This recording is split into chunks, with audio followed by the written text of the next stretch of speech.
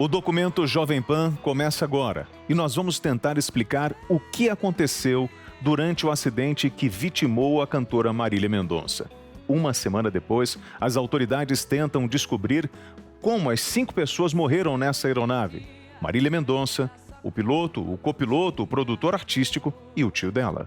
A rainha da sofrência, como era conhecida, ia fazer o show de retorno aos palcos em Piedade de Caratinga, em Minas Gerais. Mas antes de chegar ao destino, aconteceu o adeus precoce da cantora. Não tinha lugar e nem hora pra dar um beijo. Coração não tá mais aceitando. Com menos de 200 mil habitantes, Caratinga, no leste de Minas Gerais, foi classificada pelos moradores como hospitaleira, tranquila e onde todos se conhecem.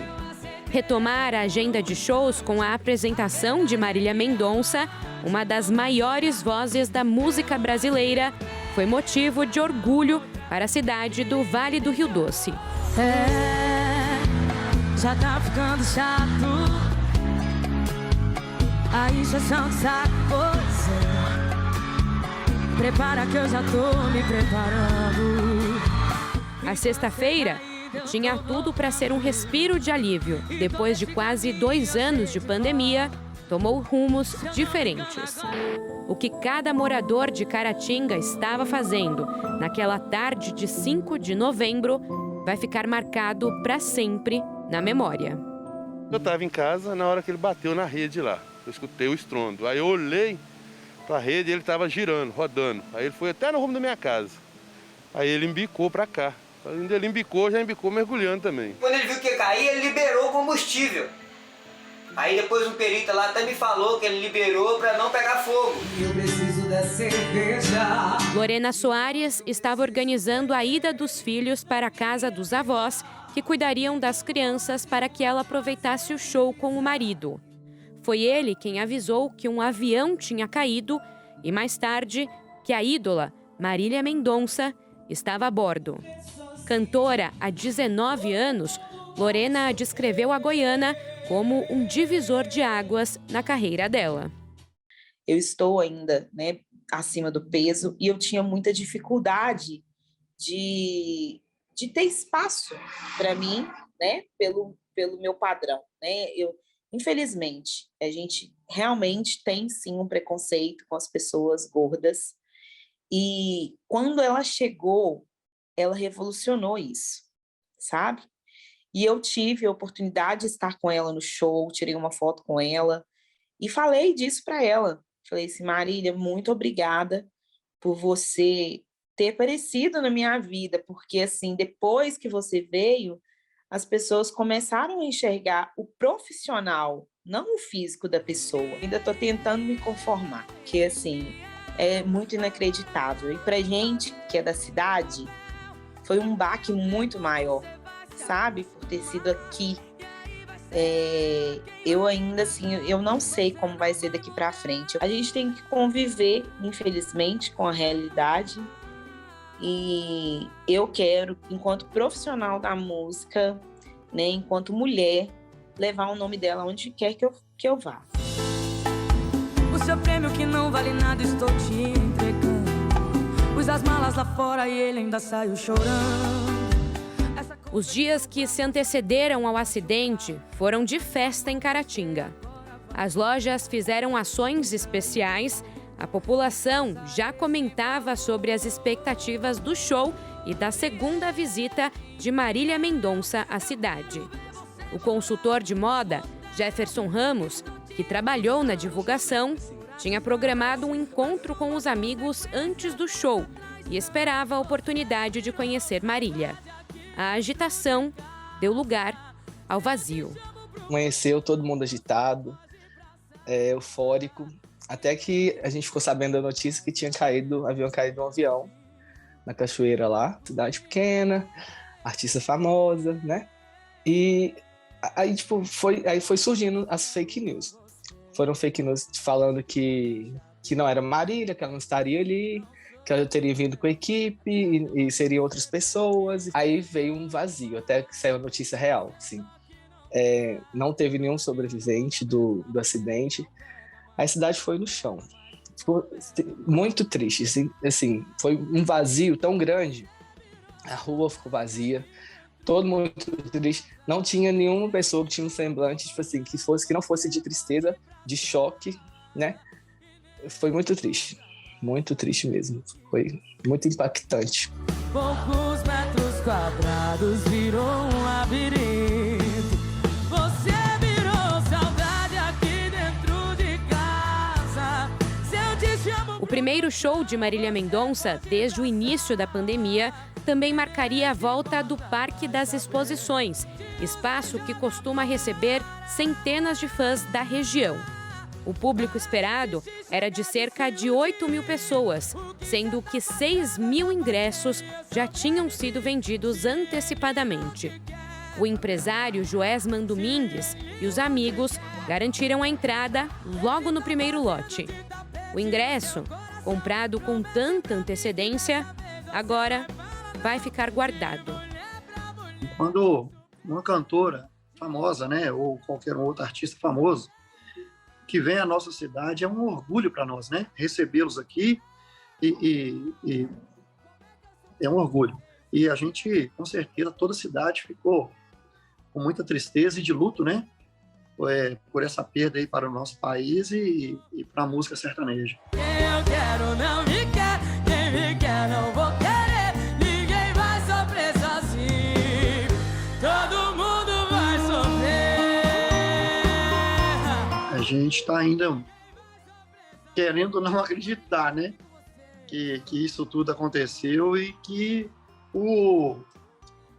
na verdade, o nosso ingresso está guardado e não pôde ser usado, né? Então, é um sentimento de tristeza. E esse ingresso ele vai ter que ficar para a história, né? O prefeito de Caratinga, Dr. Wellington Moreira, estava com o empresário responsável pelo show quando soube do acidente. Os dois se deslocaram para a Cachoeira e acompanharam todo o trabalho de resgate das vítimas. O prefeito conta que ainda esperava que houvesse sobreviventes.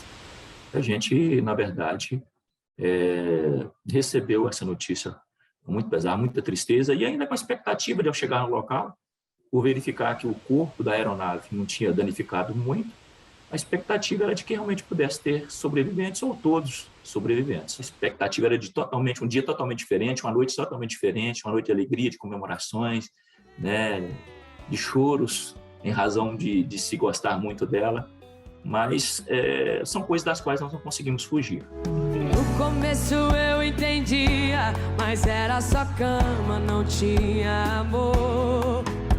A apresentação de Marília estava prevista para 1 da manhã. Não finja que eu não tô falando com você. Por volta deste horário, os fãs que estariam no Parque das Exposições tomaram a praça em frente à Catedral de São João Batista. Eles rezaram e cantaram em homenagem à vida de Marília Mendonça. O cantor Vinícius Serra abriria o show da Rainha da Sofrência. Seria a primeira vez compartilhando palco com quem criou muitas das músicas que ele mesmo mantém no repertório. A expectativa era enorme, né? Depois de 2 anos aí de pandemia, seria o primeiro evento grande aqui na nossa região. O jeito com que as pessoas receberam essa notícia foi realmente como se fosse alguém muito próximo, sabe? A expectativa estava muito, muito grande para esse show. O preço que eu pago é nunca ser amada de verdade. Ninguém me respeita nessa cidade. Amante não tem lá. Amante nunca vai casar. O trágico acidente que calou uma das principais vozes da atualidade e ainda levou o produtor Henrique Ribeiro, o assessor Abiciele Dias, o piloto Geraldo de Medeiros Júnior e o copiloto Tarciso Pessoa Viana, ocorre no mesmo mês que a tragédia com o voo da Lamia completa 5 anos. Em 29 de novembro, o avião que transportava o time da Chapecoense da Bolívia para a Colômbia caiu deixando 71 mortos. 6 sobreviveram. O acidente com a cantora mexeu com o time. Em nota, a chapecoense disse que um turbilhão de sentimentos toma o nosso coração quando tragédias como essa acontecem e desejou força e resiliência aos familiares e amigos das 5 vítimas. Mara Paiva, viúva do ex-jogador, comentarista e vítima da tragédia da Lamia, Mário Sérgio, disse que foi difícil acompanhar o noticiário da semana passada. As coisas acontecem da mesma forma, né? É aquela coisa, é um déjà vu. Você olha o avião caído, esse avião não despedaçou, né? Mas você olha o avião ali caído e aí você vê os peritos entrando, retirando os pertences, retirando as pessoas que estavam lá dentro. É um reviver isso. Eu, sinceramente, eu não acompanhei, eu não tive condição de acompanhar. Eu não tive condição emocional de acompanhar isso. Ninguém pode dizer o que o familiar que está envolvido tem que fazer, mas eu sugeriria que chorasse muito. E chorasse muito. Chorasse tudo que tiver que chorar. E viva seu luto.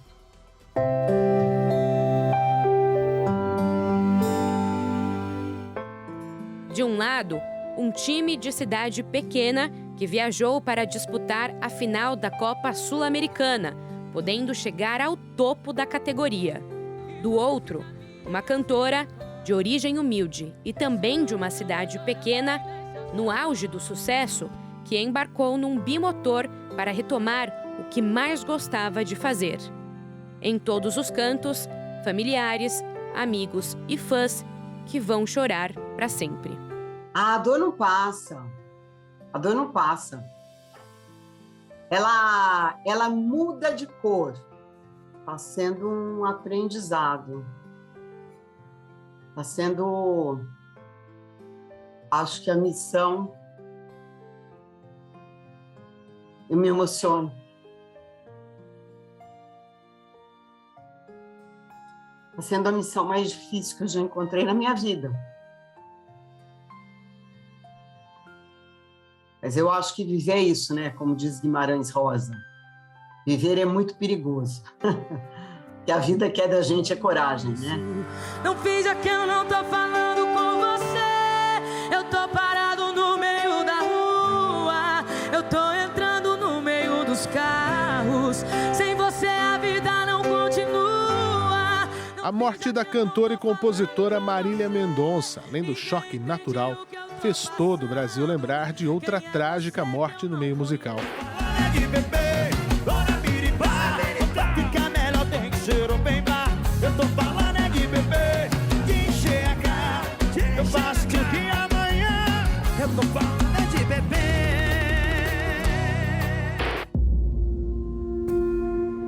Em 27 de maio de 2019, outro jovem artista que vivia o auge de sua carreira perdia a vida em um acidente aéreo.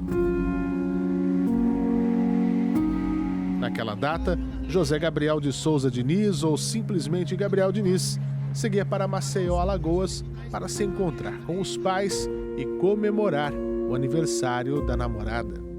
No entanto, o monomotor modelo Piper PA-28 caiu na região de Estância, no sul do estado de Sergipe. Além de Gabriel Diniz, também morreram os pilotos Abraão Farias e Linaldo Xavier Rodrigues. Para Cisinato Dias, pai do cantor, foi o pior dia de sua existência. Eu sempre falo, eu acho que foi o pior dia da minha vida, cara. O pior dia mesmo. Eu tive um problema assim de as minhas pernas flexionarem, faltarem força realmente quando eu soube do impacto da informação. E a dor que eu tinha, eu sempre falo que minha questão é um pouco mecânica, né? Eu tinha uma questão de dor física, interno, como se eu tivesse sempre ânsia de vômito e travado.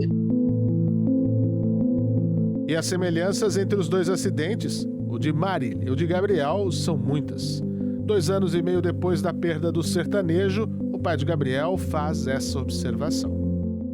A semelhança do acidente é muito grande, tanto no aspecto de ter caído em uma área com água, como também a juventude, né, da pessoa, né?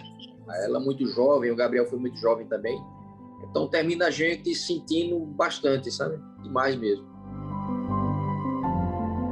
Gabriel estava meio desestimulado já com a música Jennifer, porque o Gustavo Lima não quis mais a música, o Wesley também não curtia muito a música, e daí ele já estava desistindo quando Marília Mendonça chegou para ele no camarim e disse: GD, não desista dessa música, toque que essa música vai ser sucesso, essa música vai ser estouro.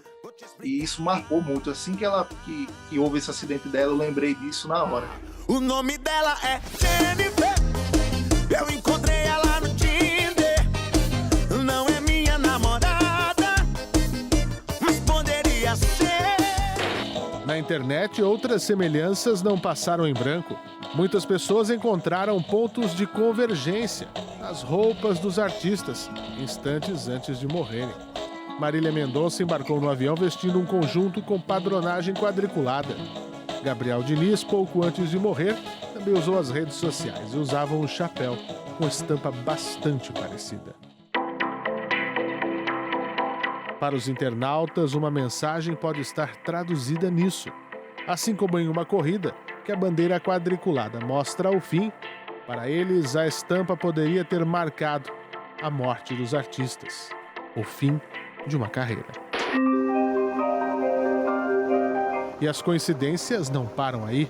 Os internautas também apontaram o fato dos aviões terem caído na água. O de Marília Mendonça se chocou contra uma cachoeira, enquanto o de Gabriel Diniz caiu em uma região de mangue. Por fim, as datas dos acidentes chamaram a atenção da Patrulha Digital. Tudo isso envolvendo o número 5. Afinal de contas, Marília Mendonça morreu neste dia do mês de novembro. Já Gabriel Diniz perdeu a vida no trágico acidente aéreo no mês 5, maio de 2019. Não vou beber pra esquecer, de me lembrar seu jeito de amar. Muito além de especulações ou boatos que envolvam os acidentes, para quem fica a revolta sobre certa impunidade. O pai de Gabriel Diniz lembra do desenrolar do processo de investigação, que deveria apontar responsabilidades sobre a tragédia. Eu vejo que isso aí vai acontecer muitas vezes ainda, e o Brasil, infelizmente, é um país de faz de conta. Eu faço de conta que fiscalizo, você faz de conta que é fiscalizado, e assim vai levando na brincadeira. O brasileiro realmente é levado na brincadeira. Agora, o que fica difícil é a gente ver isso se repetir, não só do Gabriel, como já houve de várias pessoas que passaram por situações que a fiscalização não trabalha corretamente, e às vezes as pessoas terminam se envolvendo em situações que não era preciso se envolver. E aí vai dar em nada, a perícia vai... A fiscalização que tem é só fazer uma perícia meia boca mesmo, e depois dizer que foi um erro humano, e fica por isso mesmo em chão. No entanto, se for para estabelecer um paralelo entre Marília Mendonça e Gabriel Diniz, não será pelos terríveis acidentes que os tiraram de seus familiares, amigos, fãs e até mesmo dos palcos. O paralelo entre eles era o de uma amizade verdadeira. Na verdade, eles eram muito amigos de verdade, principalmente antes dela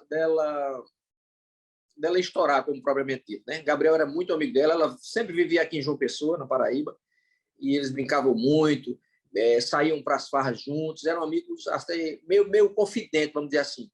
Tem uma amizade de verdade. E Gabriel falava assim: painho, no dia que o pessoal descobrir essa garota, ela vai estourar feito um foguete, que ela é muito boa.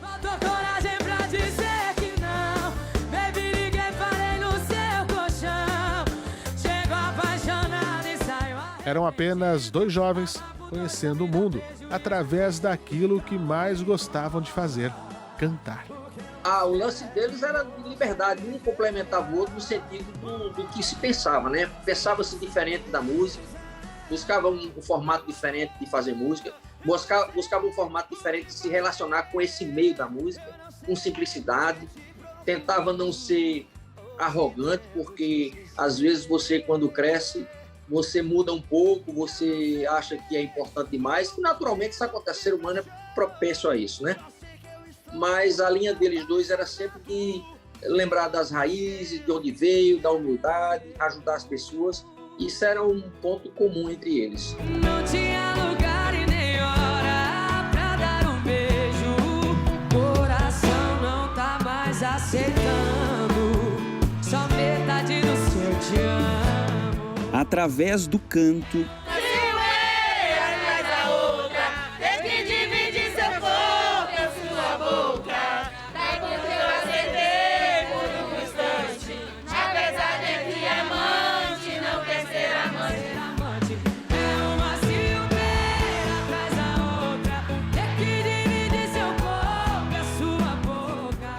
os fãs se despedem da cantora que esteve em todos os cantos. Tão traidor, me faça esse favor.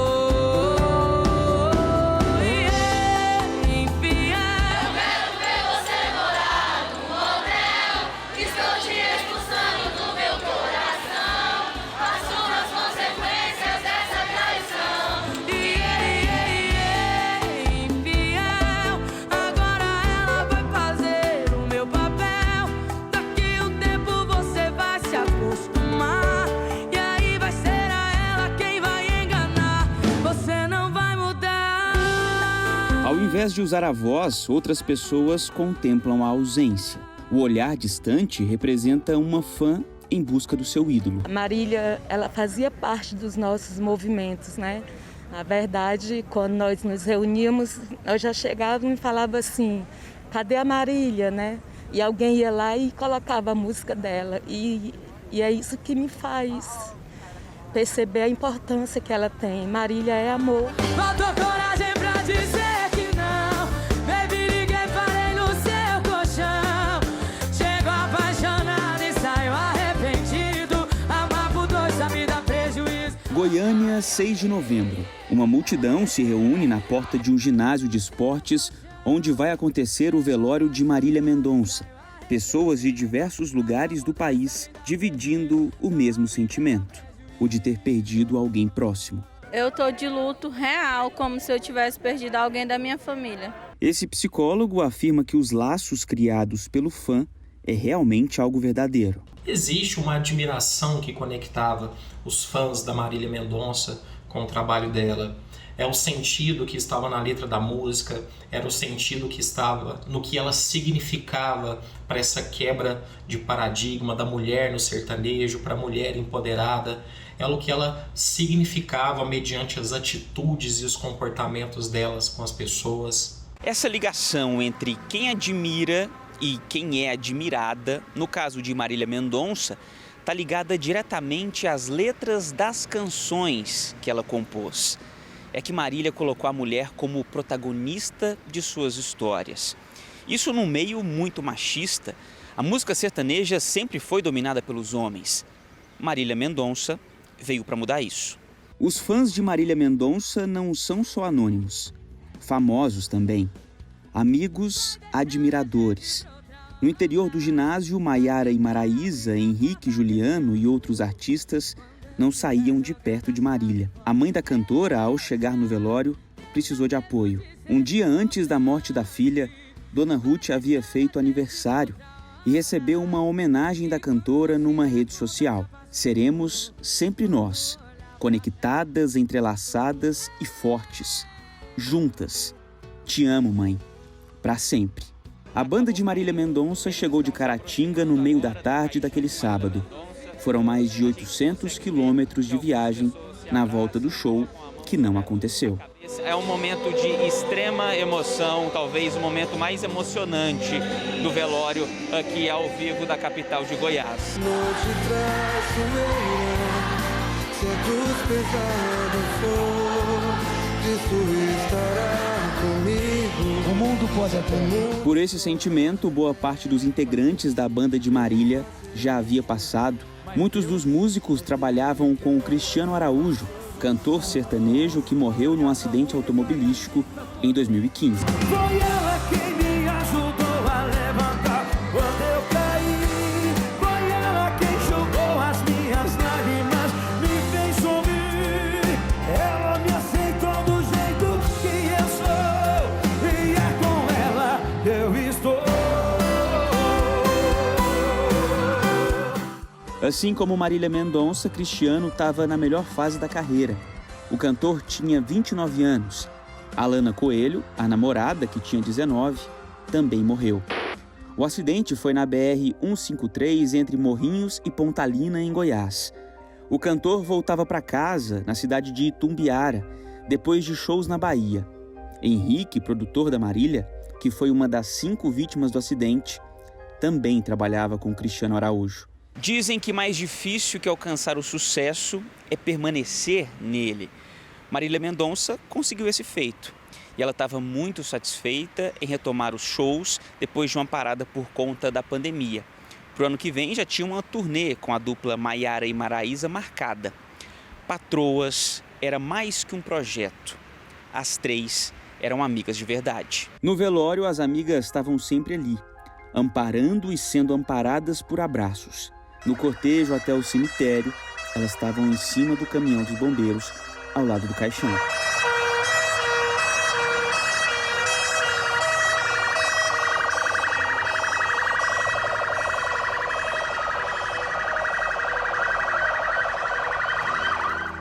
Exagerado sim, sou mais você que eu. Sobrevivo de olhares e alguns abraços que me deu. Marília Mendonça foi enterrada num cemitério de Goiânia, ao lado do tio, Abiciele, que também morreu no acidente aéreo. Na porta do cemitério, adultos e crianças. A música de Marília Mendonça alcançava e vai continuar alcançando a todos. Foi uma relação assim muito única, vai ficar guardado na memória. Foi uma despedida assim muito dolorosa para os fãs, para os amigos, para a família.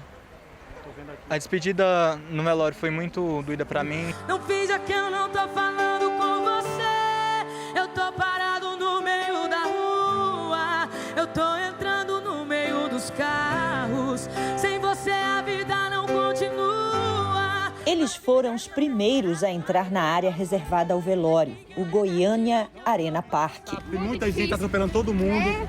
Tá difícil. Essa aqui era a primeira da fila. Logo atrás veio a multidão. Cerca de 100 mil pessoas, segundo cálculos da Guarda Civil Metropolitana. Ficaram no sol de 32 graus por 4, 5 horas, sem reclamar, aplaudindo e cantando.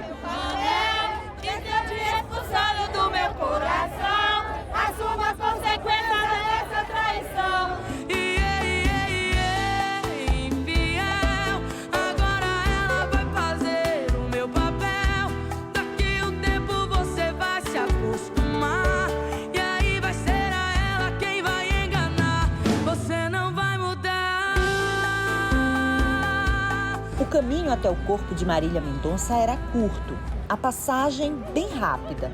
No último encontro com a cantora, a emoção levou os fãs às lágrimas.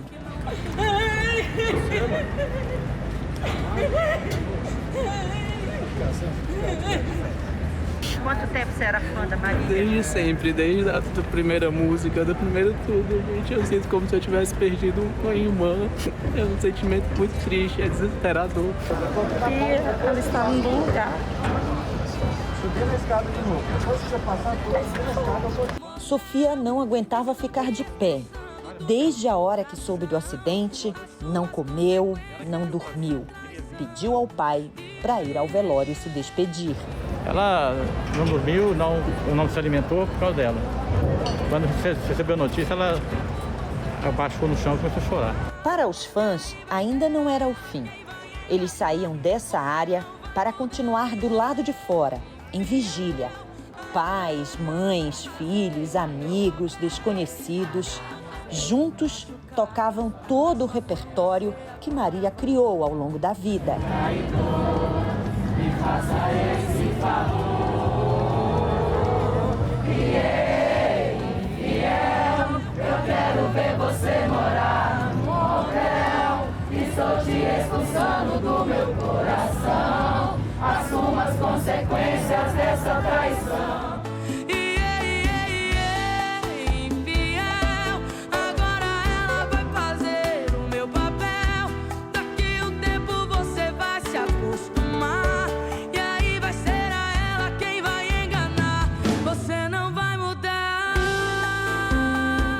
Faltava pelo menos 5 horas para o cortejo chegar ao Parque Memorial para o sepultamento. Mas já havia muita gente em frente e às margens da rodovia que passa perto. Famílias inteiras vieram a pé. A Guarda Civil fez cordão de isolamento para evitar que os fãs se aproximassem. A família de Marília pediu que o enterro fosse em uma cerimônia reservada. Nenhum fã pôde participar, mas eles não se importaram. Respeitaram a decisão e ficaram em frente até o fim. Eu cheguei aqui faz tempo, eu vim prestar uma homenagem, admiro muito a carreira dessa menina.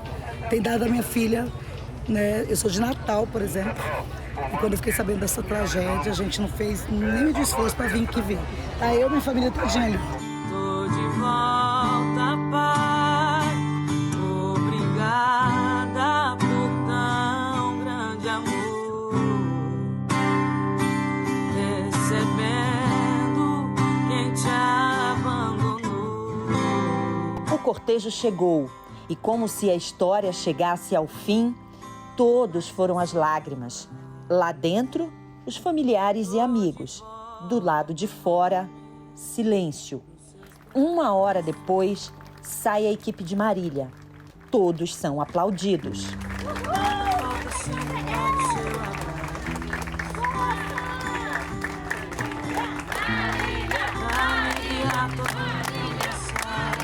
Os amigos sertanejos também foram saindo aos poucos. Maraísa parou para falar. Maraísa falando. Por favor, ela vai falar mais. A Marília tem que ser lembrada sempre. Ela muito alegre, né? Fazia tudo com o povo. Ela fazia tudo e deu a vida dela. O pai de Henrique, da dupla com Juliano, relatou como foi o momento reservado lá dentro. Murilo Ruff, pai de Léo, o filho de Marília, preferiu o silêncio. Murilo, dá uma palavrinha aqui, Murilo. Só um pouquinho. Murilo preferiu. Na foto está uma fã que prefere não ser identificada. Ela esteve no velório, levou uma rosa, cantou, sofreu. Conversou com a gente e revelou uma história marcante com Marília Mendonça. Sou garota de programa desde os meus 19 anos, desde que eu perdi a guarda dos meus filhos e fiquei sem para onde ir. Eu me condenava muito. E com as músicas da Marília, que mulher trai, que mulher também erra, que mulher pode ser mulher, pode ter a profissão que ela quiser. Várias músicas, elas veio me dando força até o ponto de eu chegar e falar para mim mesma: opa, não é um crime, não é uma coisa errada. Isso é preconceito. Foi a música Troca de Calçada que aproximou as duas. A composição fala de preconceito, julgamento, amores de quinta. Era só uma menina que dedicou a vida a amores de quinta. É claro que ela já sonhou em se casar um dia. Não estava nos planos ser vergonha pra família. Não, você não é o pior do ser humano porque você está fazendo isso. Sem Marília, ela se sente órfã. Saber que essa pessoa não vai estar mais aqui para me surpreender e me entender. A admiração não vai deixar de existir, as músicas não vão deixar de tocar. E a saudade, essa será eterna. Mas e os fã-clubes? Vão deixar de existir? Não. Juntos eles decidiram que a partir de agora, todo dia 5 de novembro, não será um dia para lembrar a morte de Marília Mendonça, mas um dia para celebrar o amor e prestar homenagens. E eu quero dizer que o fã-clube Mudou Estação Marília não vai deixar de existir porque ela se foi. E é aí que a gente tem que levar o nome dela para onde a gente puder. A Marília Mendonça ela pode ter morrido em vida, mas a história dela, a trajetória dela e o legado que ela deixou vai ficar para sempre. Porque eu congelei meu coração pra esconder a tristeza, a maquiagem, a prova d'água de você me ver assim e troca de calçada. Só que a O tempo não para, e para quem fica, a certeza é a da permanência da dor. E para quem já vive essa experiência, o que resta é buscar entendimento e ajudar a quem precisa descobrir como conviver com essa forma de sofrimento. Os familiares dela têm que compreender uma coisa. Ela veio fazer o que ela tinha para fazer de melhor, o que realmente identificava ela como artista, como pessoa. E ela fez o melhor. E as pessoas têm que entender que isso é o que a gente tem que guardar. A partida, qualquer um de nós iria, a gente vai. Só que os filhos da gente foi antes. Mas o que eles fizeram foi tão forte que ficou marcado, não só para a gente como família, mas para outras gerações, para pessoas externas. E isso é que tem que se levar em consideração. A dor não passa, mas como é uma coisa externa que a gente não tem controle sobre ela, cabe a gente se segurar nessas coisas que as vivências diárias, as pequenas frases, os pequenos gestos de carinho, os abraços, o eu te amo, né? Isso aí é que a gente tem que guardar. Chego apaixonado e saio arrependido. Amar por dois só me dá prejuízo, só me dá prejuízo. Não passa, mas a aceitação e o conhecimento de que ele partiu para outro plano e que todos estão bem acolhidos, nós temos. Tô de volta, pai, já deixei os meus medos lá fora. Encontrei um banquete na mesa e saudade da sua grandeza.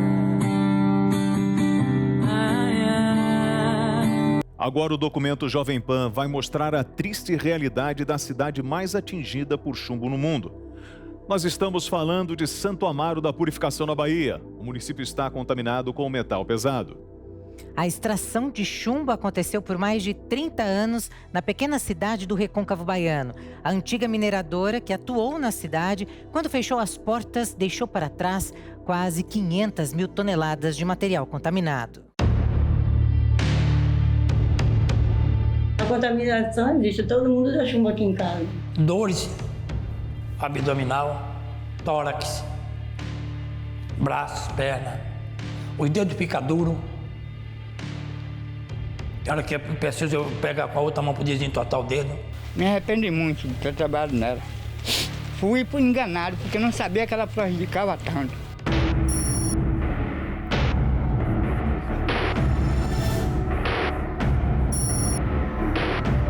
Você vai ver agora o drama de quem vive na pele as consequências da contaminação.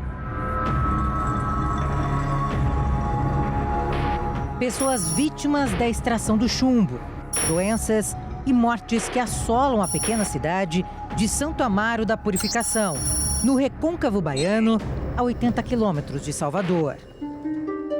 José Carlos, de 66 anos, é um sobrevivente da Fundação de Metais Pesados. Ele culpa a antiga Cobrac, Companhia Brasileira de Chumbo, pelos familiares que perdeu e pela saúde comprometida. Eu me saí da empresa chateado, porque eles deviam cuidar da gente, quando nada com a saúde. Ele não cuidou. A fábrica, que fica na saída da cidade, à beira do rio Subaé, que corta toda Santo Amaro da Purificação, agora é um monte de escombros. Ela atuou no local por mais de 30 anos. O que já foi o portão de entrada, uma placa atrás da grade enferrujada avisa: proibido a entrada, área com resíduo de chumbo. Aqui aconteciam a exploração e processamento de minério de chumbo. A fábrica surgiu como uma tentativa de industrializar a região. A Cobrac chegou ao Brasil como subsidiária da empresa francesa Penarroya e produzia lingotes de chumbo. O metal era extraído de uma mina em Boquira, município da Chapada Diamantina, e encaminhado à cidade de Santo Amaro. Foram 33 anos de operação da indústria em Santo Amaro, e o mineral era tirado de Boquira, ou seja, extraído de Boquira. Quando começou a esgotar um pouco a mineração em Boquira, foi que se parou a industrialização.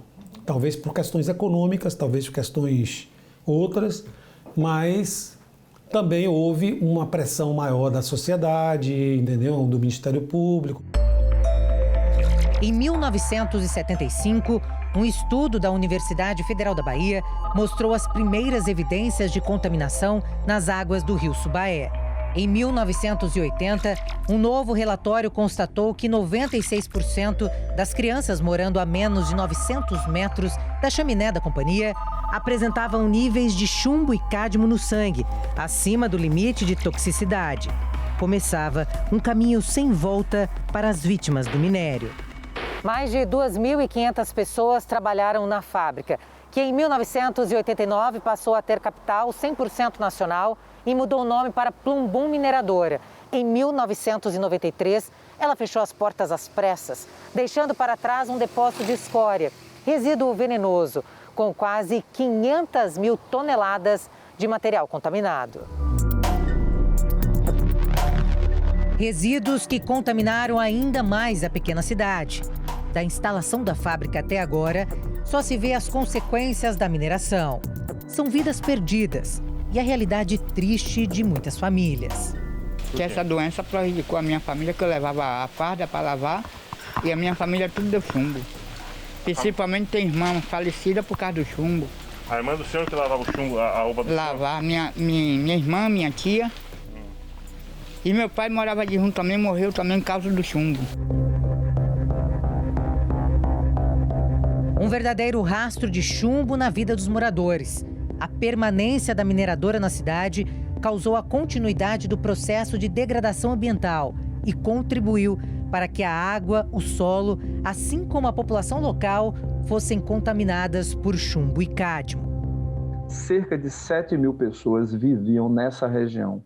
Dentro desta região, que é uma região cuja concentração do solo indica ser uma região perigosa. Os teores de chumbo nesta região, chumbo oriundo das emissões atmosféricas, eles estão acima dos limites aceitáveis para solo urbano, ou seja, tem mais de 300 miligramas por quilograma. Então, essa zona, ela deveria ser evitada pela população. As autoridades deveriam tomar providência com relação a isso. O metal pesado está por todos os lugares. A escória do chumbo chegou a ser distribuída pela mineradora para a prefeitura, que usou o material para pavimentar as ruas. Luiz, que é professor e pesquisador da Universidade Federal da Bahia, diz que o chumbo está presente tanto em quem trabalhou na mineradora, quanto na pessoa que nunca teve contato direto com o metal. Tem pessoas atualmente que têm níveis altos de chumbo e cádmio no sangue que não trabalharam na fundição, que não tiveram contato com a empresa que fechou em 93. Então, só podem ter adquirido esses teores elevados de chumbo e de cádmio por exposição. Ao longo dos anos, a cidade foi somando inúmeros casos de contágio e mortes. Para atender as vítimas e famílias que perderam entes queridos para o chumbo, foi criada uma associação na pacata Santo Amaro, que tem mais de 60 mil habitantes. Eu digo que o chumbo, ele não matou só os ex-trabalhadores. Ele vem matando lentamente a população do município de Santo Amaro. A contaminação é a maior já registrada no mundo na pequena cidade. Adailson trabalhou por 6 meses na fundição de chumbo. Tempo suficiente para ele ter sequelas para a vida inteira. O chumbo está aqui dentro, ó. Chumbo e cádmio. As consequências disso, quem sabe, sou eu. Nosso produtor Alan Covas viu de perto o que o povo do município vive. É só andar pelas ruas e bater de porta em porta que a gente encontra uma vítima da mineração. Alguém que conte a história de um parente doente ou morto por causa da contaminação por chumbo. A contaminação existe, todo mundo dá chumbo aqui em casa. Ivanira é viúva. O marido Ednilson trabalhou na mineradora e adoeceu. A dona de casa fala que a empresa omitia informações importantes sobre a saúde do trabalhador. Ele começou com a tossinha seca, aquela tosse seca, e fazendo exame. Mas não dava nada. Diz ele lá que não dava nada, né? Porque o exame era lá dentro mesmo, ninguém tinha acesso a documento nenhum. Ninguém tinha acesso a laudos e exames médicos. Esta epidemiologista revela que os documentos eram mantidos a 7 chaves na fábrica. Os prontuários quase foram queimados. Não sei se conseguiram queimar, se foram guardados, porque teve uma procuradora que ela fez a suspensão desse crime que iria acontecer, que era queimar os prontuários. Nós nunca tivemos acesso aos prontuários dos trabalhadores para verificar se a empresa ela mensurava os níveis de sangue dos trabalhadores, o nível de chumbo no sangue dos trabalhadores, que era o mínimo que eles poderiam fazer no ponto de vista ocupacional. O diagnóstico do marido de Vanira veio depois que ele deixou a mineradora, mas já era tarde demais. O trabalhador entrou para a lista de óbitos. Mais um ex-funcionário que não resistiu à contaminação. A fábrica tirou o maior amor da minha vida. Com toda certeza. Até hoje eu sinto saudade, tristeza ao mesmo tempo, né? Porque é uma dor muito forte. Só quem passa que sabe, entendeu? A associação, no papel dela, está aqui para gritar e dizer: estamos aqui. Vocês precisam enxergar a gente. Porque a minha maior preocupação não é o chumbo que está aqui dentro. A minha preocupação são meus netos, né? Os filhos dos meus filhos, que também podem se contaminar. Os efeitos do metal pesado no sangue são inúmeros. O chumbo é associado ao saturnismo, doença que provoca dores agudas em todo o corpo, causa impotência sexual, abortos nas mulheres ou malformações severas nos bebês. As imagens são fortes e são um retrato dos moradores de Santo Amaro da Purificação.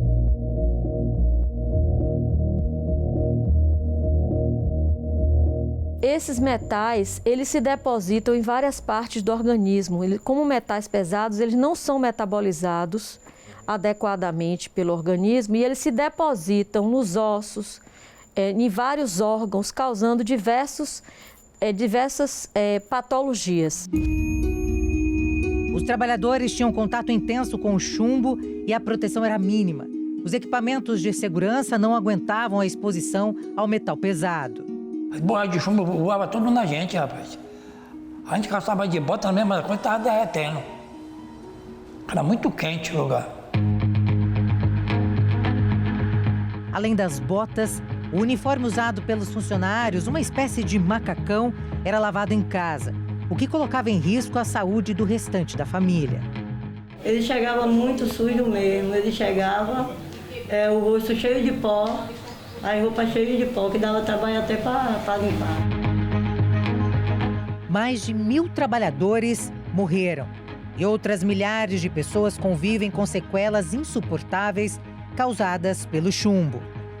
Hoje eu só sinto aqui revolta, porque já perdemos aqui mais de 1.000 pessoas que trabalharam nessa fábrica. E fora os que estão doentes em cima da cama. Os que estão doentes em cima da cama, hoje, sem amparo nenhum. Os povos do chumbo morrendo. Morreu várias pessoas, várias, muitas. Tanto homem como mulher, porque também não trabalhava homem, não. Trabalhava mulher lá dentro também. E essas mulheres todas estão morrendo. A fábrica era a esperança dos moradores, que viam ali a oportunidade de emprego e mudança de vida. Mas ninguém imaginava que a caminhada seria de tanto sofrimento. Voltando no tempo, eu não pretendia trabalhar lá mais, não. Nunca mais. As vítimas esperam por indenização. Marcos Mendonça é advogado e abraçou a luta em busca de uma resposta na justiça que custa sair. Eles esgotaram o que puderam, tiraram todo o sumo do que podiam, entendeu? Completaram-se com o máximo possível e deixaram a população ao léu, deixaram ao abandono. Ou seja, esqueceram de obrigações que deveriam ter, obrigações sociais, obrigações humanas, até humanitárias, entendeu? Com a população, mas não ligaram para nada. O Ministério Público Federal ajuizou em 2002 uma ação civil pública, pedindo que a mineradora, a União e a Funasa Fundação Nacional da Saúde respondam pelos danos. O processo se arrasta e até hoje sem solução na justiça. Os recursos continuam. Então, a gente vê que não há vontade política de cuidar da população, que seria a obrigação até do Estado cuidar da saúde, entendeu? Acho que deveria cuidar e onerar a empresa que causou todo esse dano, ou seja, eu vou cuidar, mas eu vou cobrar essa conta de alguém. Então, alguém tem que pagar essa conta. As vítimas ainda sofrem com a falta de tratamento médico adequado. Em 2014, a Justiça Federal na Bahia acolheu o pedido do Ministério Público, que obriga o governo a construir em Santo Amaro um centro especializado. Mas até agora, nada saiu do papel. Quando o cara fica em cima da cama, que o chumbo leva o cara para cima da cama, se ele tivesse um acompanhamento de um fisioterapeuta, se ele tivesse um acompanhamento de um médico, se ele tivesse um colchão especial, se ele tivesse uma cama especial, isso a gente chamava de dignidade. E não existe nada disso, amigo. A mesma empresa de fundição deixou estragos em Adrianópolis, cidade que fica no Paraná. Em 2018, a 11ª Vara Federal de Curitiba condenou a fábrica ao pagamento de 40 milhões e indenização por danos ambientais e à saúde dos moradores. A exploração de chumbo aconteceu por 57 anos na cidade. Entramos em contato com o advogado da mineradora. Por telefone, Gilberto Lírio falou que existem processos judiciais contra a Pumblum, mas que não poderia dar mais detalhes. Grande parte dessas ações já foram extintas, foram feitos acordos, ações foram procedentes, muitas delas foram procedentes. Mas hoje eu tenho muito pouca ação e eu não tenho autorização para estar falando da Plumbo como um todo, entendeu? O advogado pediu que enviássemos uma solicitação para uma possível entrevista, mas o mesmo não respondeu mais nossos contatos. Tenho esperança ainda que a justiça olhe pra gente, que a gente está sofrendo. Se procurar hoje um conto em minha mão, não tenho para comprar um remédio, eu não tenho. Com a saúde debilitada, muitas pessoas não têm condições físicas para trabalhar. Everaldo tem chumbo no sangue, sente dores fortes e mal consegue fechar as mãos. Eu quero fazer esse tipo de atividade, mas eu não posso. Não consigo de maneira nenhuma. Para ganhar algum trocado, para sobreviver, mas não consigo. Muitos moradores de Santo Amaro da Purificação vivem assim, à base de medicamentos. Isso aqui tudo é para um dia, todos os dias. Eu já tomei um desses. E uma bolacha d'água. Porque não tinha almoço. Sem ter como trabalhar, Dona Hilda sobrevive de doações. Ela abriu as portas da casa humilde para a nossa equipe. O pouco que ela tem é para se manter em pé. Só tem água. E aqui que tem um pouquinho de feijão para comer agora meio-dia. Não tem carne, não tem nada.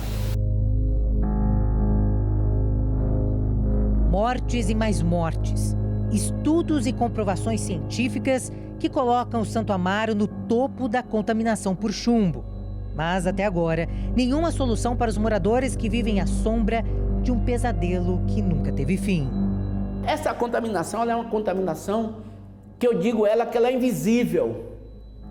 Porque quando a justiça não reconhece, quem é mais que vai reconhecer? Talvez seja o maior genocídio decorrente de uma contaminação por chumbo no mundo. Ou seja, as pessoas que morreram lá, que são... Hoje a gente pode dizer tranquilamente que morreram mais de 900 pessoas. Quer dizer, tranquilamente eu quero dizer no sentido de que a gente sabe o número, entendeu? Porque isso dói em todo mundo. Ou seja, pessoas que morreram de câncer. O documento Jovem Pan revela que a mineração de urânio retomou na cidade de Caetité, no sudoeste da Bahia, após 5 anos de inatividade. A INB, Indústrias Nucleares do Brasil, tem capacidade para produzir 260 toneladas de concentrado de urânio por ano. Esse material é destinado para a geração de combustível nuclear. Caetité carrega histórias tristes de famílias que são vítimas da extração de urânio. Nossa equipe mostra o retrato de um povo que chora perdas irreparáveis.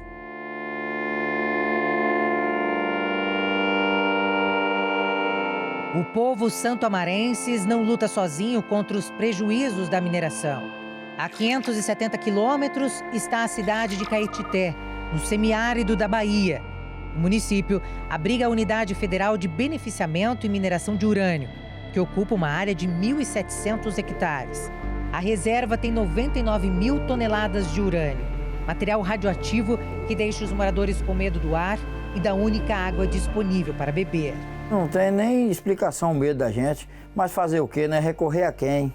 E qualquer hora tá de explodir e a gente morrer e não tem nada a fazer. Tudo começou em 1995, quando foi implantada a unidade de concentrado de urânio. Mas apenas 4 anos depois, em 1999, que a exploração do elemento químico começou. O trabalho é desenvolvido pela INB, Indústrias Nucleares do Brasil, que é uma empresa pública vinculada ao Ministério de Minas e Energia. A atividade estava paralisada há 5 anos, por causa de vários acidentes.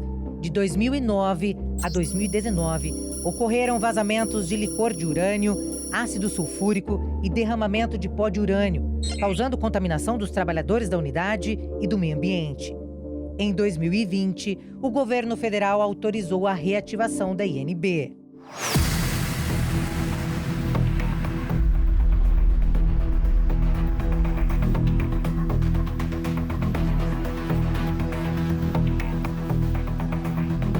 Toda a nossa produção é dedicada à produção de energia. E essa nossa mina aqui, praticamente o objetivo dela é fornecer produto, urânio, para ser utilizado nas termoelétricas Angra 1, 2 e na futura termoelétrica de Angra 3.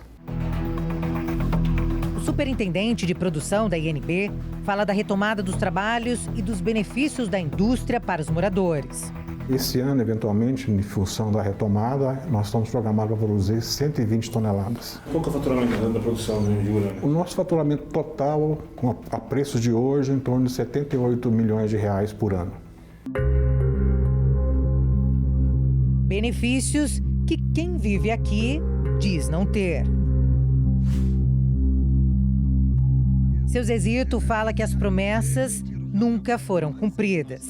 De conformidade, quando eles entrou, era saúde, era ambulância, era médico, era água potável, que até água eles botavam para o povo, esqueceram tudo isso. Hoje não tem mais nada? Não, hoje não tem.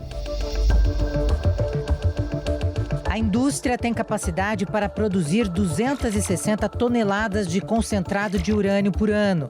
E a expectativa é que até 2025 a produção seja de 1.400 toneladas e até 2030, 2.400 anualmente. Tudo isso porque existe o planejamento da entrada de outra mina em operação, em Santa Quitéria, no Ceará. O nosso potencial hidráulico no Brasil, que é muito grande, né, que é a melhor energia limpa, né, apesar de ter que criar um lago, ela está finalizando. E o potencial eólico e o potencial solar, ele é limitado. Você não pode confiar só nessas duas tipos de energia. Então, o caminho que o Brasil tem que seguir mesmo é a energia nuclear.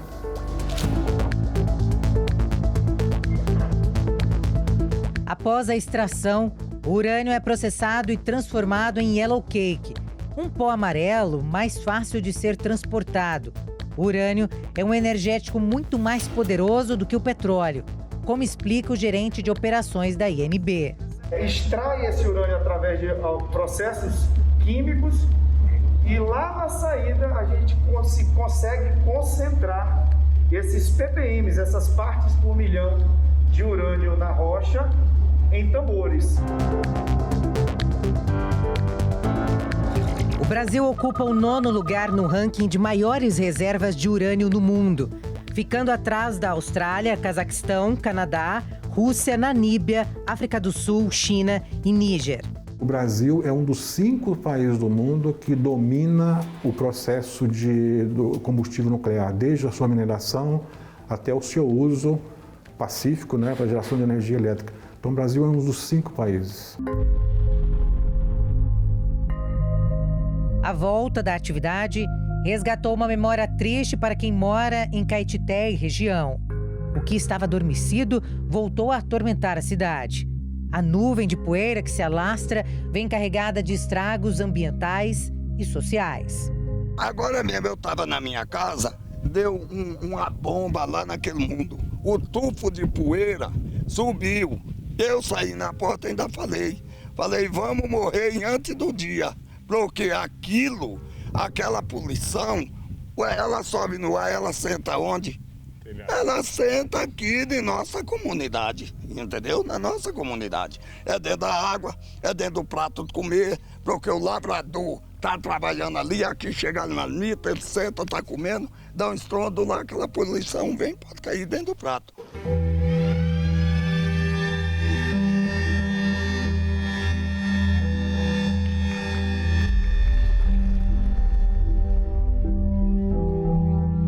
Por causa das explosões para extrair o urânio do solo, partículas radioativas se espalham pelo ar, contaminando com gás tóxico.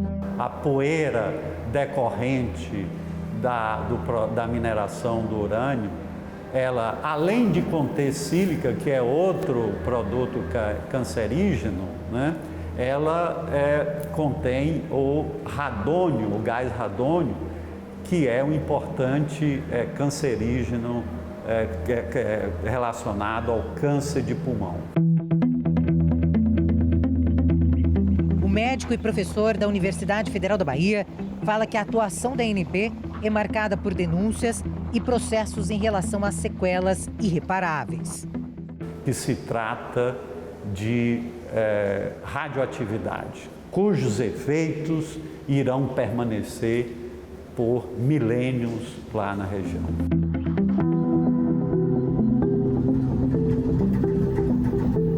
Pode contaminar córregos, água, etc. Ou então animais, né, podem se alimentar de plantas desses locais.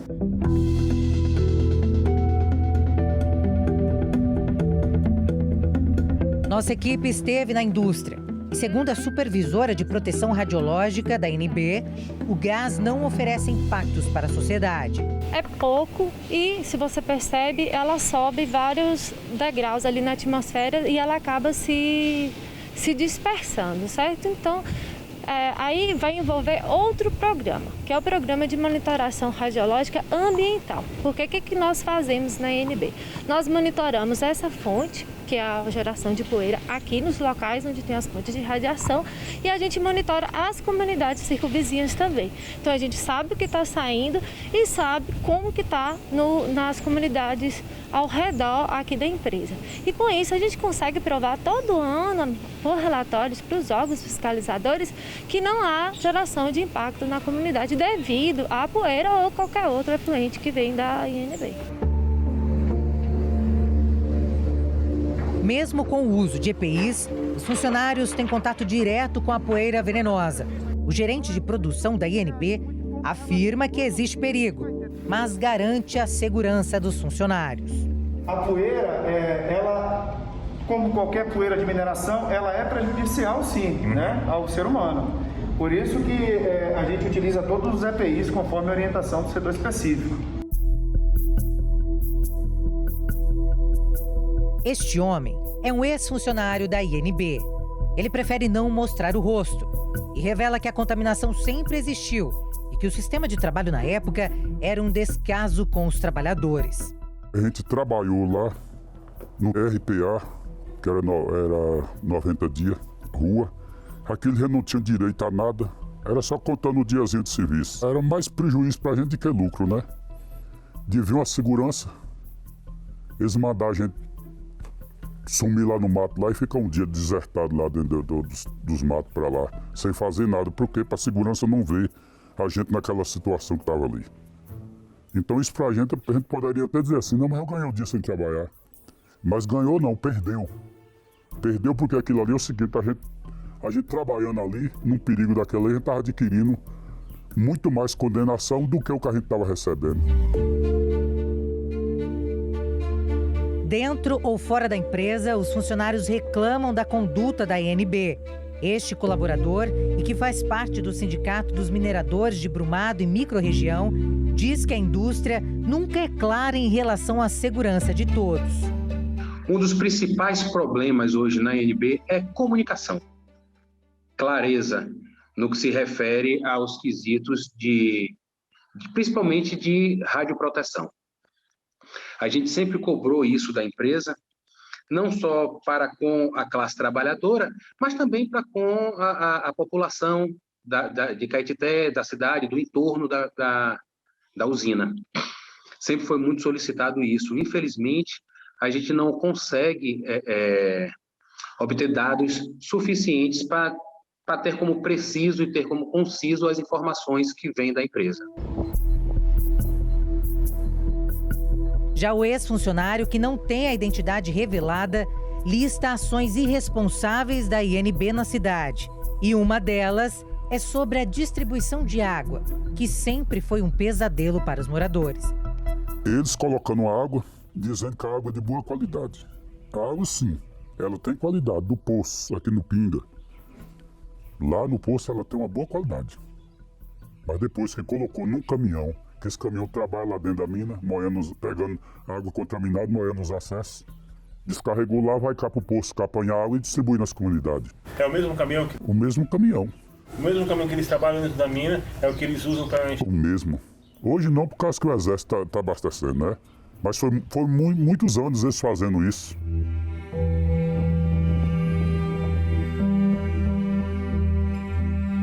No semiárido, a água é o que tem mais valor para o povo. Mas em Caetité e região, ninguém consegue acreditar na pureza da água. Não, de Lagoa Real não bebo água. Por quê? A gente veio falar muita coisa sobre o problema de urânio e tudo, a contaminação. Então, a gente desde quando mudou para aqui, a gente sempre bebe água potável, mas dessas águas que tem as caixas da igreja aí, né, que o pessoal usa, cisterna, né? Agora, beber nós não bebemos não, a água de beber nós temos da caixa, dessas caixas que o governo instalar aí para nós. Saber que tem um poço ali com tanta água e não poder fazer nada. Nosso produtor questiona a engenheira ambiental da INB sobre a qualidade da água que está à disposição das famílias, já que a indústria despeja materiais no lençol freático. Existem algumas categorias de poços que a gente monitora aqui. A principal categoria que a gente monitora são os poços cuja outorga pertence à INB e poços de uso industrial. Então a gente monitora a qualidade das águas desses poços, só que eventualmente esses poços estão próximos de comunidade. E por onde a gente está, em região de déficit hídrico, então a INB permite que essas comunidades utilizem a água desses poços e a gente monitora essa qualidade e faz a devolutiva de como é que está a qualidade de água desses poços. Ela diz que a INB faz relatórios anualmente para mapear os impactos ambientais. A gente faz comparação de resultados de poços que estão a montante, rio acima, com os poços que estão abaixo do empreendimento. Então a gente faz toda essa comparação ano a ano e de antes do empreendimento se instalar, e a partir daí a gente obtém as conclusões. E aí são várias matrizes monitoradas. Água subterrânea, água de superfície, ar,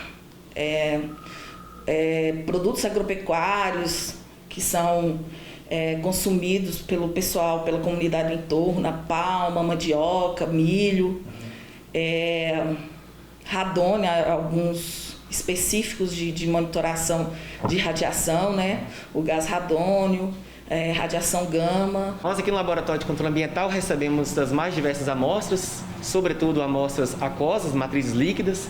Então a gente recebe amostras de água de chuva, água subterrânea, águas em geral, né? Águas que a comunidade inclusive pode ter acesso, e a gente analisa essas águas aqui, são filtradas, são particionadas para que elas possam ir para diferentes bancadas, né? Sobretudo para a análise de urânio, que é a nossa mais importante análise. Para as amostras sólidas, como solos, sedimentos, produtos agropecuários, nós digerimos essas amostras, né, por meio de um digestor de micro-ondas. Com esse digestor a gente consegue transformar as amostras sólidas em amostras líquidas e assim a gente consegue analisá-las nos equipamentos. A INB possui um horto florestal, onde são produzidas mudas e sementes que são utilizadas na recuperação da vegetação e proteção do solo em áreas dentro da unidade e também são doadas a associações de moradores, comunidade e aos empregados da INB. Até hoje nós produzimos cerca de 1.400.000 mudas nativas de aproximadamente 600 espécies. E dentre estas, aproximadamente 800.000 a gente já plantou na própria unidade, nessas 159 hectares. E as demais é para atender o programa de inserção regional, através das doações, apoio a projetos que eu citei. Nunca vi ninguém da INB por aqui. No início da implantação, eles vieram aqui só distribuir árvore. Árvore a gente tem aqui, não precisa de árvore. Eles querem só distribuir árvore. Eu nunca vi ninguém da INB aqui.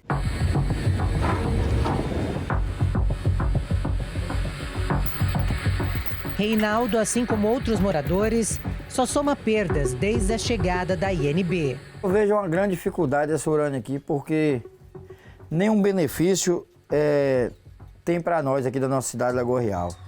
Nem aqui eles vêm, não dá nenhuma satisfação, só vejo gente adoecendo. Inclusive tem uma vizinha minha aqui que deu câncer. Provavelmente pode ser vindo dessa urânio aí e fazer o quê, né? A gente vai ver aos males aí.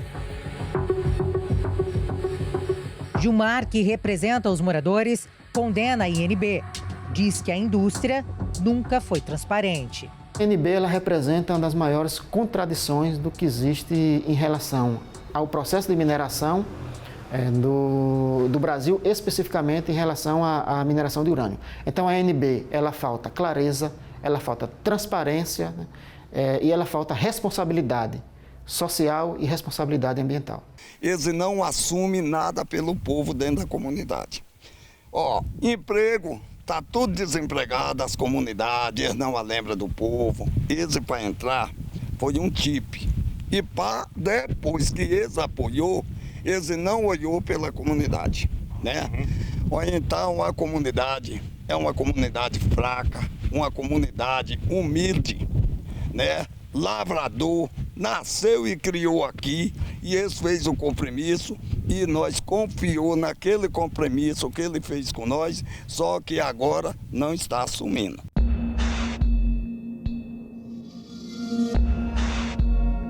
A retomada da INB reacende ainda mais o medo nos moradores. A cidade respira um ar contaminado e que contabiliza grandes prejuízos. O laboratório francês, especialista em detectar radioatividade no meio ambiente, com qualificação técnica certificada pelo Ministério da Saúde da França, identificou elevada taxa de radiação gama no ar e contaminação do solo no entorno da mineração de urânio. It's very probably because some radioactive material is accumulated in the soil. Cláudia, que é pesquisadora, acompanhou os estudos de perto. E a gente sentiu que precisava de um trabalho com físico nuclear. E aí nós procuramos o CRIRAD, que é uma instituição independente da França, que faz esse monitoramento em todo o mundo, inclusive fez em Fukushima e em Chernobyl, e detectamos que, através principalmente do trabalho de Bruno, né, que há um sério risco naquela região, principalmente no entorno da mineração, que é a nova mina do Engenho, né, que recentemente foi inaugurada pela INB. A INB fala que existem programas de gerenciamento de risco para proteger os trabalhadores e, consequentemente, os moradores. Temos nossos programas, né, que é o Programa de Gerenciamento de Risco, nosso Programa de Conservação Aditiva, né, nosso LTCAT, que é nosso laudo técnico das condições de ambiente de trabalho, nossa análise ergonômica do trabalho. Então, assim, todas as normas estão contempladas, né, no nosso programa de segurança. O que chama a atenção também são os rejeitos, dispensados em uma área muito próxima a uma comunidade. Tem uma comunidade muito perto de lá, que é uma comunidade que eu me preocupo sempre, que é chamada Tamanduá, que é uma comunidade muito próxima, e como ela fica abaixo do Botafora, né, eu cheguei até a entrevistar algumas pessoas, aquela população pode estar exposta, né, porque ela está abaixo da da área, né, que eles fazem o descarte, né, desse material, e depois é constituído em montanhas e reflorestado. As pesquisas realizadas em Caetité trazem mais dados assustadores. A cidade tem índices elevados de câncer. Existe relação entre a mineração e a incidência da doença. A informação é com base no relatório produzido por pesquisadores da Universidade Federal da Bahia.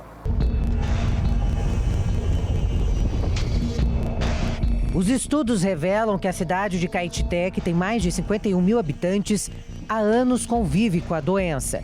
O município é o que registra mais casos no estado. Câncer de tireoide de pulmão são os que mais acometem o povo no sertão da Bahia. Tanto é que no nosso relatório, nós, a parte de saúde, por exemplo, nós pedimos para que houvesse um monitoramento da saúde. Né? Caetité precisa desse monitoramento porque é uma região de risco, não é só urânio, né? Agora tem ferro também. Então, é uma população diferenciada nessa região. Então, teria que ter um hospital especializado em câncer, por exemplo. No nosso estudo do inquérito epidemiológico que foi feito, o estudo aponta isso. Então, ele aponta que tem uma curva maior de câncer, né, vamos dizer assim, e ele pede para que sejam feitos mais estudos sobre isso, né? Sobre a mortalidade, sobre a incidência de câncer na região. A INB contesta os estudos. Realmente as pessoas comentam, é como se fosse uma crença, né? A gente já foi cobrado no passado muito em relação a isso. Para tanto, a ANB ela contratou uma empresa terceira, independente, para fazer um estudo, para ver se existia alguma relação de um tipo de doença, né? E não foi constatado nada, tá certo? E a gente tem certeza que a gente não está fazendo nenhum impacto fora da nossa propriedade, tá certo? Dona Eni chora ao lembrar da tragédia. Ela perdeu 2 filhos, vítimas de câncer. Mamãe pudesse te ver agora, meu filho. Mamãe pudesse te abraçar, te beijar. Que alegria que mamãe tinha na vida. Deus te abençoe, meu filho. Deus te abençoe. Que filho maravilhoso que tu era. Educado, respeitava todo mundo. Todo mundo gostava de tu, meu filho. É tão aprovado ter Deus gostou de tu, levou tão cedo. E tão bom que tu era.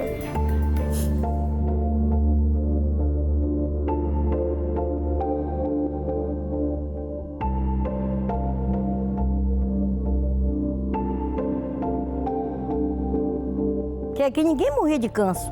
Depois da Urânia pra cá, tem tido muitos casos de câncer. Na minha família tem muitos casos.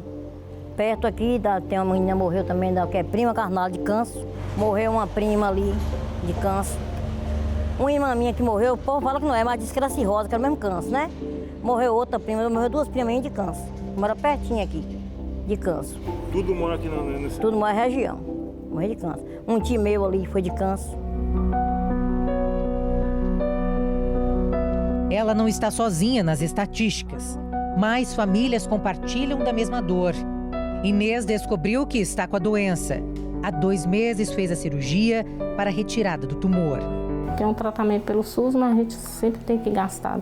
Na hora, o meu pensamento era que eu não ia conseguir fazer o tratamento e que eu ia ficar debilitada, ia morrer, não ia aguentar a quimioterapia. Mas foi tudo ao contrário, assim.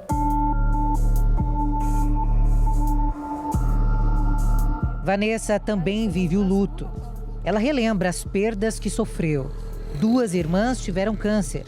Uma foi no estômago e a outra foi na coluna. Estive conversando com a médica no PCF que a gente passa e ela me falou que tanto o Lagoa Real como o Caetité está muito afetado sobre esse negócio do urânio. A mulher não tem dúvidas que a doença foi em decorrência da contaminação por urânio. A mais nova, a primeira que morreu, ela começou com ela fez uma cirurgia de vesícula. Aí, com 3 meses depois, ela começou com gosto de sangue na boca. Quando a gente levou para fazer uma ultrassom, ela já estava com câncer muito avançado. Aí a gente levou para outro médico, aí não teve mais jeito. Vanessa, Inês e Maria Santa são algumas das milhares de mulheres que vivem a doença que devasta famílias da cidade. Maria Santa conta os dias para receber o diagnóstico da cura. O urânio é uma coisa que afeta muito, né? Prejudica as pessoas, traz muita doença, né? Às vezes a gente fica com essa dúvida. Depois que eu segui meu tratamento, que eu comecei a fazer o tratamento, nossa, eu conheci, tem tanta gente assim, às vezes da região. Tem as meninas mesmo que me passam os contatos, né? Fala que não é fácil, que como que pode estar acontecendo uma coisa dessa na nossa região. Tanto causa de câncer, mulher nova. Ninguém não faz nada, tá tudo parado. Caminhar pelas ruas de Caetité é como registrar no livro da vida histórias de luta de um povo humilde e que sofre com a falta de informação. Este jornalista há anos anda perto de uma comunidade que tenta entender o porquê de tanto abandono em relação à doença que se alastra no município. Até hoje, na última pesquisa que foi publicada, ficou apenas atrás do estado de São Paulo. Isso de 2000 para cá. Aí de onde gera essa conversa, né? É culpa da ANB, foi depois da extração da ANB, não é culpa da ANB. Se você for na cidade, for na zona rural, vai ser uma coisa que vai ser bem dividida. Muitos vão dizer que é, muitos vão dizer que não é. Porém, todos vão ter medo. Eu sou caetitense, eu faço parte dessa comunidade.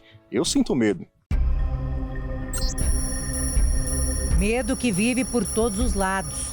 A doença está presente e já deixou vestígios de dor em muitas casas no semiárido baiano. Foi rápido. Quanto tempo durou mais ou menos? 2 anos e 3 meses. Do dia que começou. Sofreu muito? Sofreu. Nos últimos dias mesmo, você olhava para ele, você pensava que já estava até morto. Não falava, não ouvia, não andava. Tudo movido por minhas mãos e dos filhos. Luziene desabafa com tristeza a morte do marido, que teve câncer. A dona de casa não quer mais morar aqui. Vender o terreno está difícil. Ninguém quer viver onde o solo e a água estão contaminados. Eles falam que está contaminado, tem alto teor de urânio. Infelizmente não tem jeito, eles deveriam tomar uma providência. Foi prometido de indenizar, até mandou a gente fazer um levantamento na época aí, para eles indenizar a gente, depois morreu do mal. Não é só a água contaminada, mas a falta dela. Crise que o povo já não aguenta mais. É uma luta incessante para conseguir ter de forma pura o bem mais precioso da cidade e região. No início de 2000, quando a ANB veio para cá, para essa região, ficou certo um acordo entre a comunidade de que água e estrada não faltaria para as comunidades em torno da ANB. No início isso funcionou muito bem, porém de uns tempos para cá, do jeito que você está vendo, a estrada está desse jeito, muitas casas que se a gente for visitar aqui vai estar recebendo pouca água ou água nenhuma. A maioria das casas aqui, você vai encontrar aquelas caixas do governo federal que usa calha com água da chuva e essa água eles usam, armazenam para beber. Eu não consumo água do Lagoa Real para o uso próprio. Eu uso água da chuva porque é o grande medo. A pesquisadora e antropóloga reafirma com estudos que a água da população de Caetité é um veneno para o consumo. Desde 2004, que há denúncias, né, de contaminação do solo, enfim, e isso foi detectado pelo IBAMA, pelo INEMA, por nós também na pesquisa. E, então, isso é um grande problema na região, porque como tem muitos poços artesianos e fica no semiárido baiano, então eles já teriam problemas de água naturalmente, né? Então, isso eu acho que eu considero como o maior problema da região, a água. E a questão da saúde. Então, assim, o acesso à saúde, né? Eu repito que é importante que haja um hospital do câncer em Caetité, que seja referência para essas pessoas, que elas tenham mais acesso, né? Porque elas acabam entrando no fluxo natural do SUS E como é uma população que está exposta a essa contaminação, seria interessante que elas fossem cobertas, né? E tivessem acesso direto à saúde.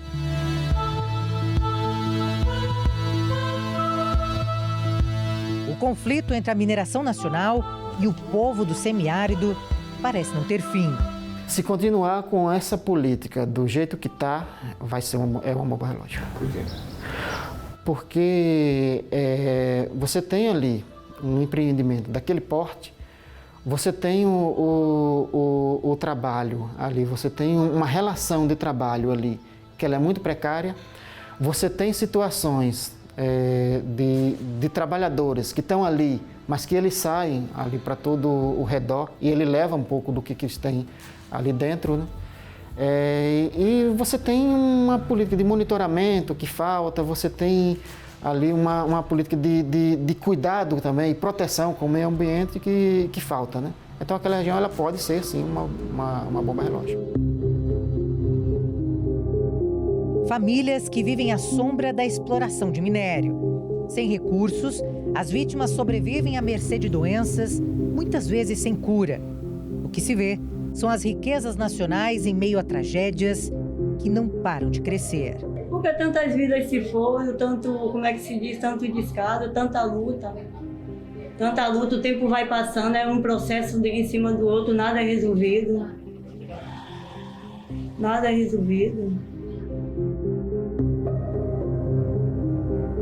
De um lado, o enriquecimento e a defesa do legítimo cuidado com o povo e o meio ambiente. A gente tem plena certeza que nós não estamos trazendo nenhum impacto para as pessoas e nem tampouco para o meio ambiente.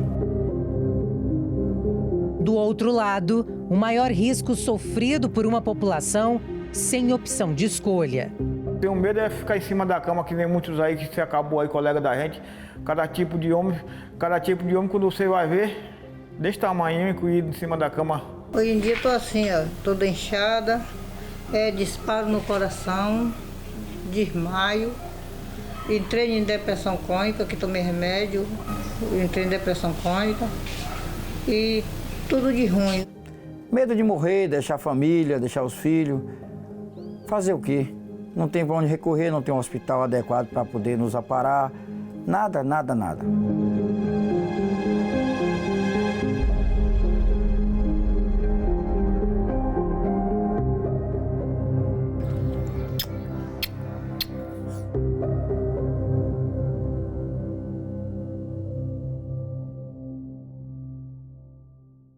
O Documento Jovem Pan fica por aqui. Toda semana nós apresentamos reportagens que esclarecem os fatos. O programa você pode acompanhar também no YouTube e no aplicativo Panflix. Até mais. Tchau, tchau.